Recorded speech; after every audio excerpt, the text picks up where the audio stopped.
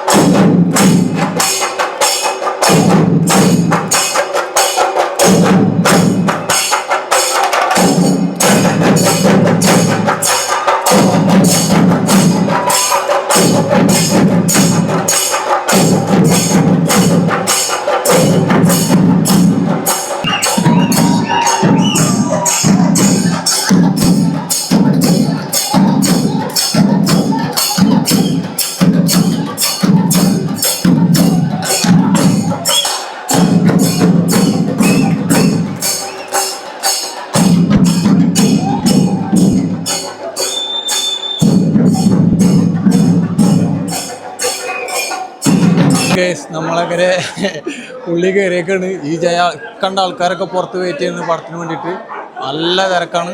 നമുക്ക് മെല്ലെ മെല്ലെ വലിഞ്ഞ് നടക്കാം. പടം കഴിഞ്ഞ് എന്താ അവസ്ഥ വെച്ച് കഴിഞ്ഞാൽ മോഹൻലാൽ ഫാൻസിന് ആഘോഷിക്കാനുള്ള പടമൊക്കെ ഉണ്ട്. ഉഷാറായിട്ട് ഫൈറ്റ് അല്ലാതെ സൂപ്പറായിട്ടുണ്ട്. പടം കഴിഞ്ഞ് ഇപ്പം ഇനി പടം കാണാൻ ആൾക്കാർ വെയിറ്റിംഗ് ആണ്. ഉഷാർ പടം, ഫാൻസിന് എൻജോയ് ചെയ്യാൻ പറ്റിയ പടമാണ്.